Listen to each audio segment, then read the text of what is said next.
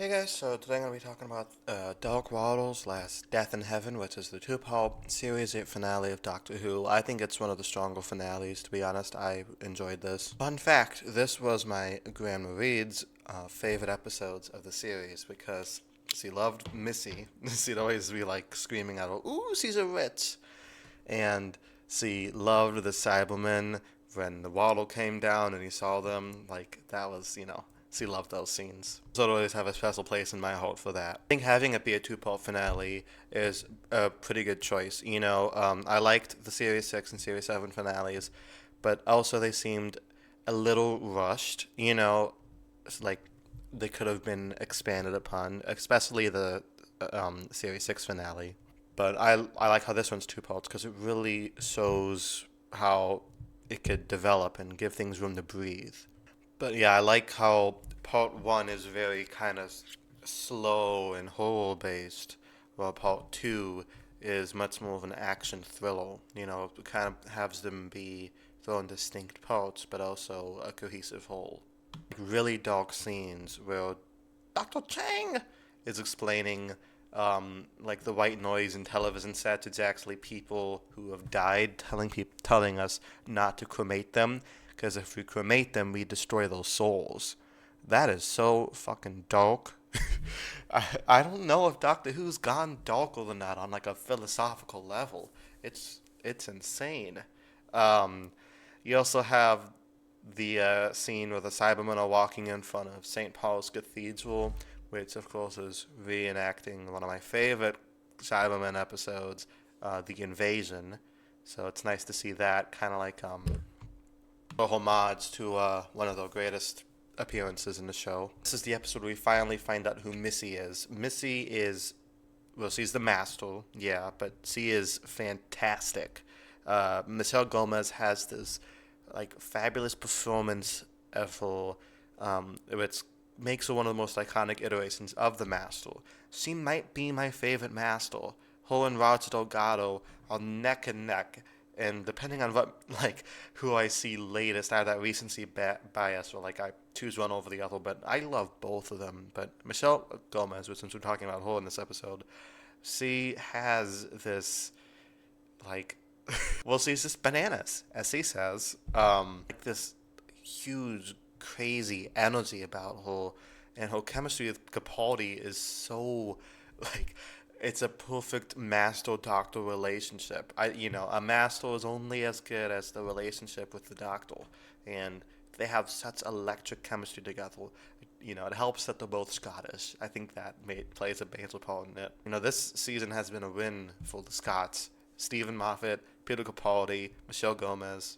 Oh, being a Thick of It fan, it was nice to see Chris Addison, who Thick of It fans know as Ollie, play Michelle Gomez's sidekick, which is kind of cool when he's talking to Peter Capaldi. Um, oh wait, he doesn't share any scenes with Peter Capaldi. Yeah, all of his scenes are with Danny. Seems like a missed opportunity, but whatever. Danny Pinks gets really fleshed out here as we see why he doesn't want to talk about the role is because he accidentally killed like a 13-year-old boy, which is traumatic.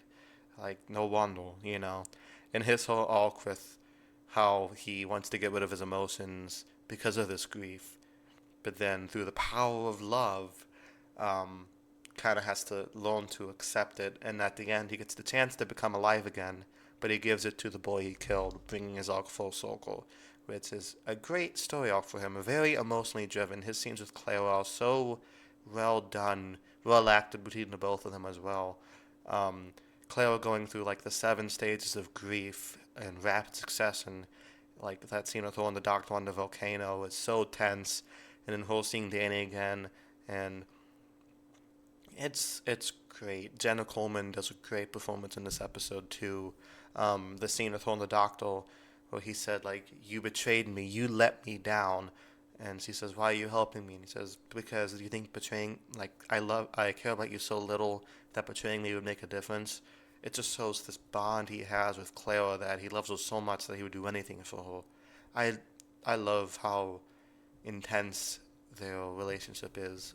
Capaldi and Clara, one of my favorite pairings in the entire series. And of course, part two, this misses some of the horror elements and makes it more of an action romp, which I like. I love seeing Kate Stewart again. I love seeing Oscar again. Um, it's great. You know, the doctor jumps out of a plane for the first time and not the last time. The only problem I have would be how, like, why out of everybody who's died, the only people who have enough empathy to come back is Danny Pink and the Brigadier. Nobody else is has that much empathy to come back.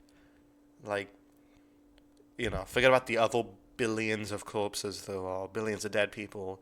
Even people in the show we would know, like, why didn't Amy and Roy come back? Why didn't Harriet Jones come back? Harriet Jones would have came back and like shot Missy right then and there, no questions asked. It would have been 5 minutes long, and the doctor would have been like, "Oh, yeah, we know who you are." Yeah, that being my only flaw is that the only people empathetic enough to come back to life is Danny Pink and the Brigadier. They're the only ones to get through the Cybermoon programming. Okay.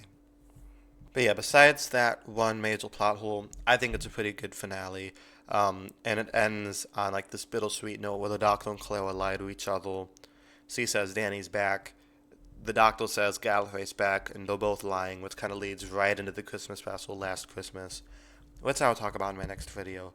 But yeah, let me know what you guys thought of the season 8 finale. And did you like it as much as I did? Do you think I'm picking it apart a little too much? Please let me know. It's not the best finale, but it's definitely not the worst finale. Oh God, no it isn't. Thank you guys so much for watching. Until next time, peace.